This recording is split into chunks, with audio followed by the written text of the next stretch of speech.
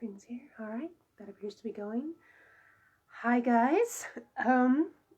Welcome back to this week's installment of kind of my fan fiction mini puppet theater over here.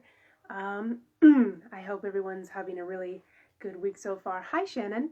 Um, I think I will read my disclaimer first here before I jump into the thing. I thought of something last night after I concluded the live, so I was like, "Ooh, I should say that." But let me read the disclaimer first, and then I'll say it. So what I'm reading tonight, this is a work of fan fiction using characters from various fairy tale TV and film sources, including The House of Mouse.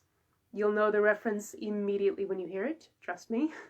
I began writing these shorts in order to preserve the tales that my best friend, Shannon, who's in the chat tonight, and I told each other when we were children and were consistently getting Disney dolls for our birthdays and Christmases. That being said, I claim no ownership of certain plots, characters, and bits of world I am borrowing to tell these stories. The situations cobbled herein are meant to entertain and are not a part of any official storyline, and you should not ascribe them to the original story or canon. No money is being made here, as previously stated. This is just for fun, and I hope you all get as much enjoyment out of me reading this as I have while writing it. Additionally, I'd like to thank the House of Mouse and the cast of several others for providing such a wealthy supply of fairy tale happy endings that I thoroughly enjoy destroying. And hello, Emily. I see you're here too. I'm so glad. So the thing that I thought of last night before I actually start reading, if anybody recognizes the scene that I took it from, you should totally say what it is. Like, you might hear it and go, wait a minute, that sounds super familiar. Like, oh, I know what that's from. You should totally write it down. I want to see if anybody catches it. It's like a game. It'll be like a game. We'll see if you guys catch it. There's at least one in here tonight. But if you also know the fairy tale that I'm pulling from, you can also say that too. I would be like, oh my goodness, just completely nerded out if anyone actually gets the fairy tale that I'm pulling it from.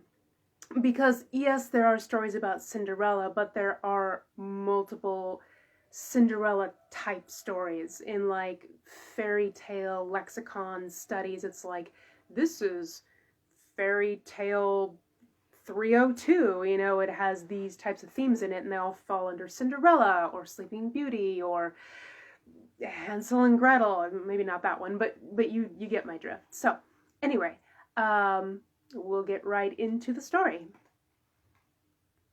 All right, chapter 2 continued. A legendary romance.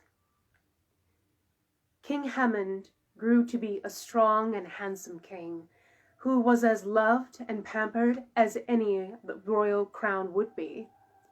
He was doted on by his mother, beloved by his grandparents, and was the pride of his uncle Charmant.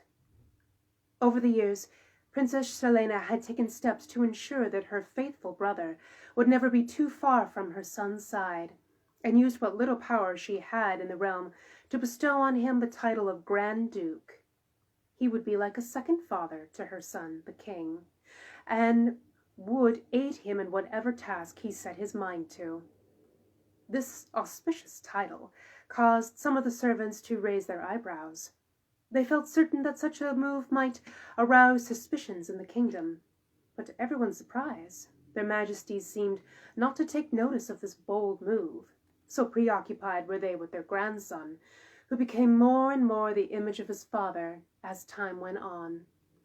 Indeed, this level of obsessive affection had an unforeseen effect on the young king that no one seemed to have taken notice until it was too late.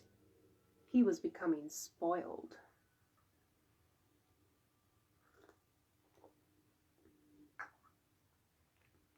As the king reached his 18th year, the duties of his office were finally beginning to be pressed into his consciousness. Every day his tutors reminded him that the most important function of a king was continuing the royal line by siring a male heir.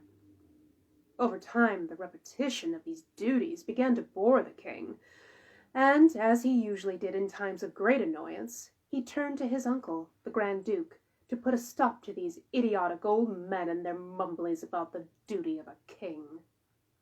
Unfortunately, this time the Grand Duke had to inform his nephew that there was nothing he could do to change the nature of the royal proceedings. A king had responsibilities, and the time had come to learn them.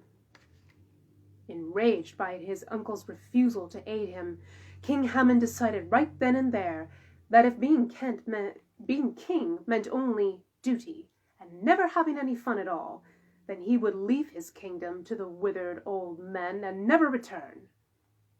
In the dead of night, he snuck out of his bedchamber and escaped to the palace on horseback.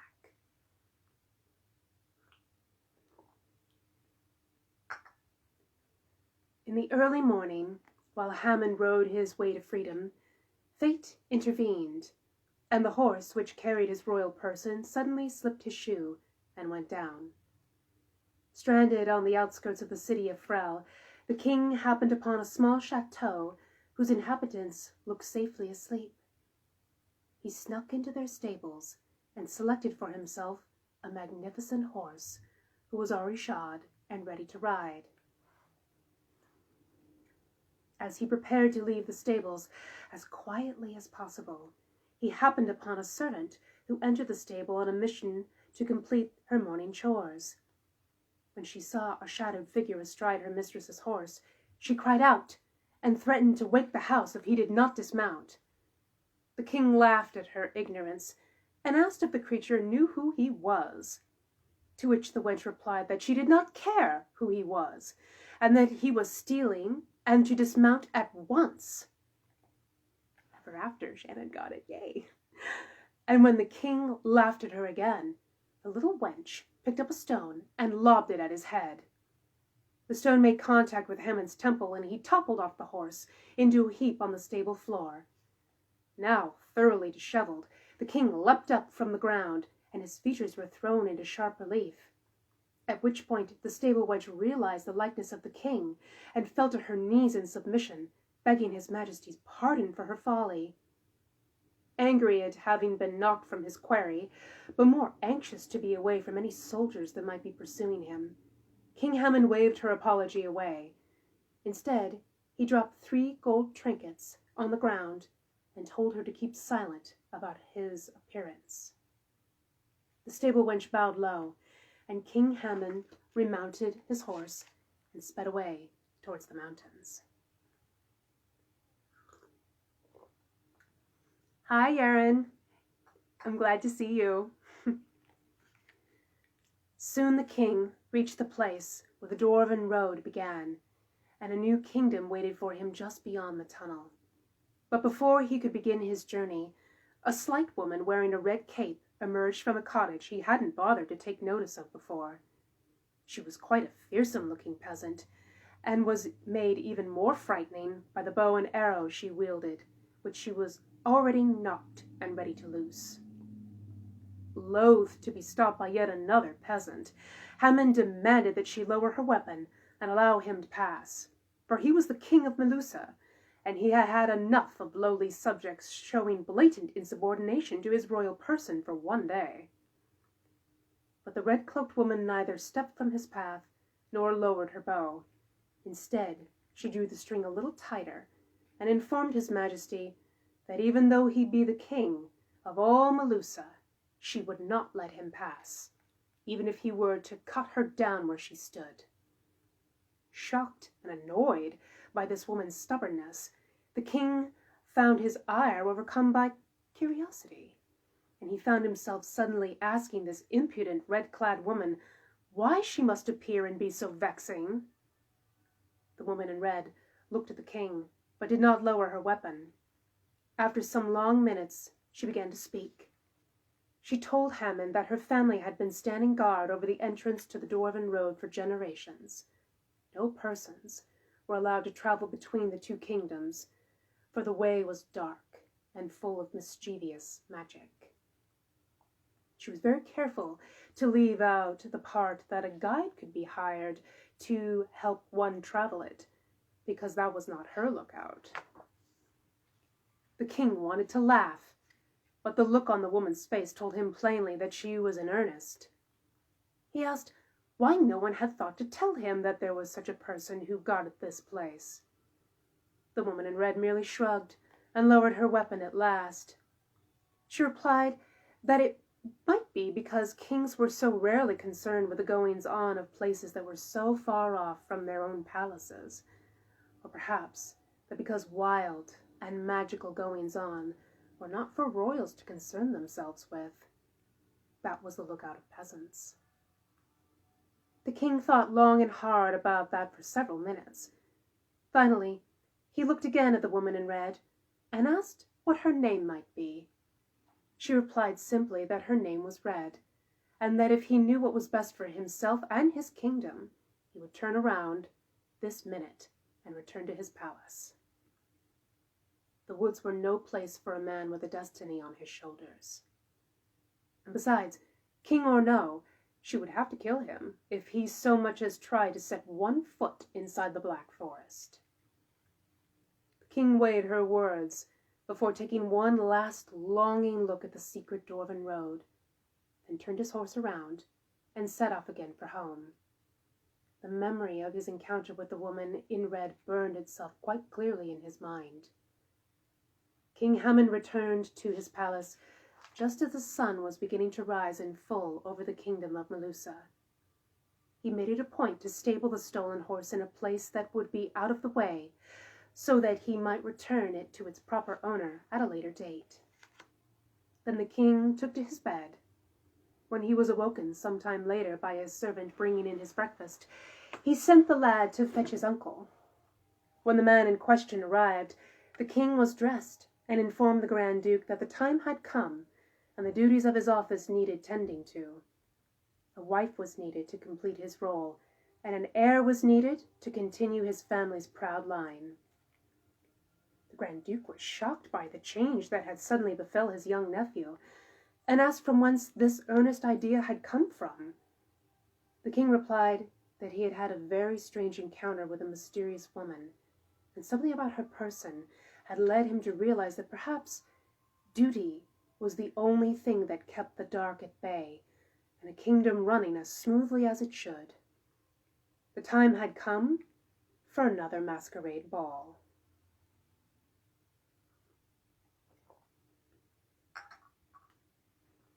The history books have done a very good job of making certain that this part of Melusa's lineage has gone down in infamy, so it must be recorded here as well, but in shorthand. Suffice it to say that there were 3 masquerade balls that were held by King Hammond in that time that followed his attempted flight, and there was a girl who showed up to each of those 3 nights. Each night she was arrayed in different gowns, all of which were more beautiful than the next. One was as bright as stars, the other as golden as the sun, and the last was as luminous as the moon.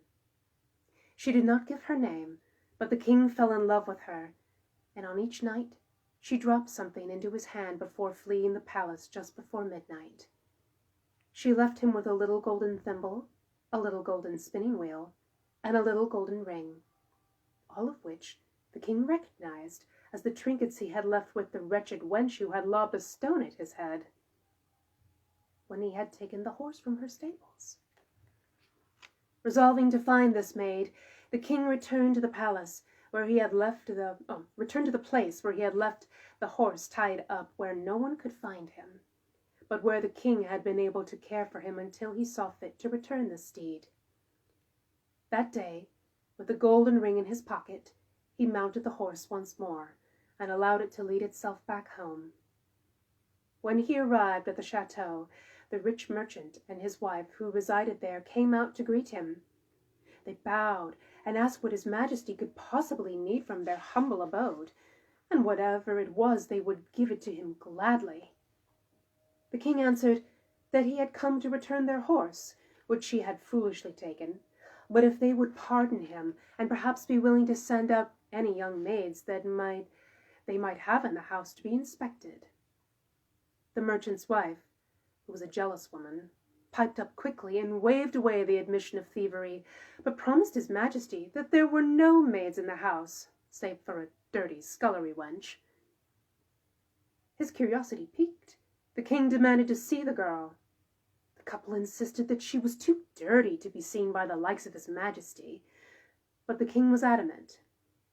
Defeated, the wife went inside and returned with the scullery wench. She was indeed dirty, but the king looked at her slender fingers and produced the ring from his pocket.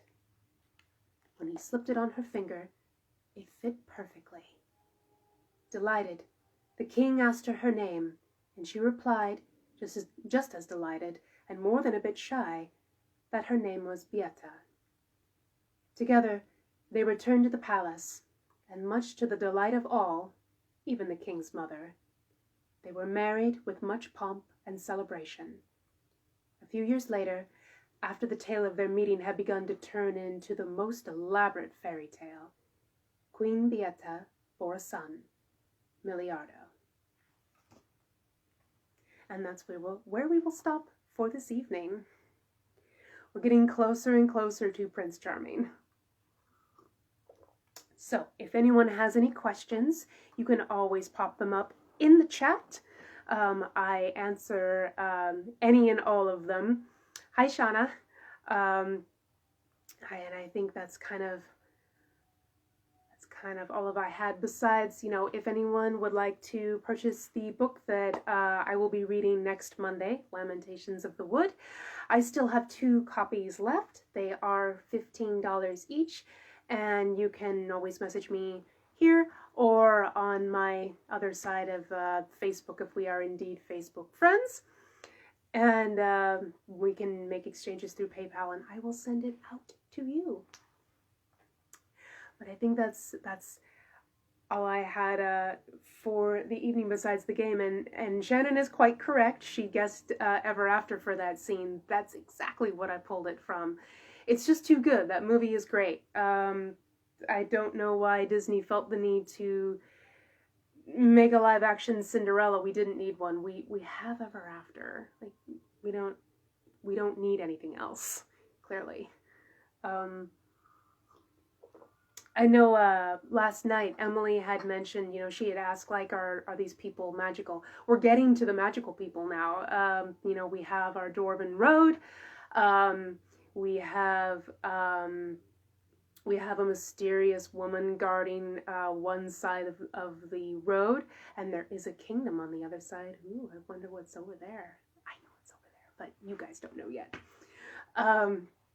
So I think if no one has questions or anything, and you can also pop up questions after the live is concluded.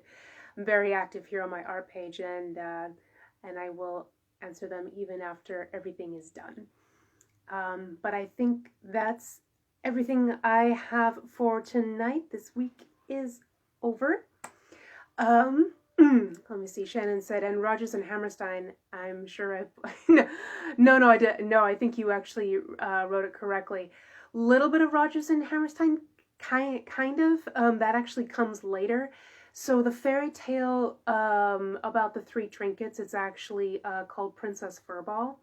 And it's about a princess who runs away from her kingdom because her father tries to marry her because his wife died. And he's like, oh, my daughter looks just like my wife. Better marry her. Crazy. And she's like, no thanks. And just, she runs away to a completely different kingdom, and she puts herself in this gigantic jacket that's made of all these different furs, and she works as a scullery maid.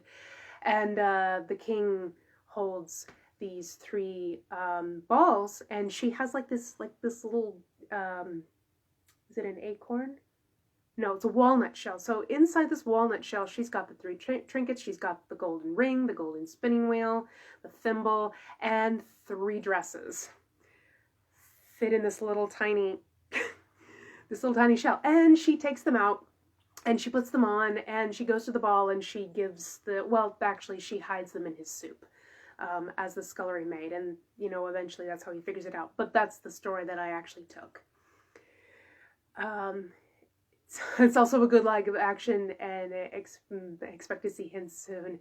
Yes, many. I guess many hints. You'll have to tell me if I'm close to the thing, because I haven't actually seen the live action of Disney's Cinderella, because truthfully, I hate the Disney live actions. They turn my soul to rage.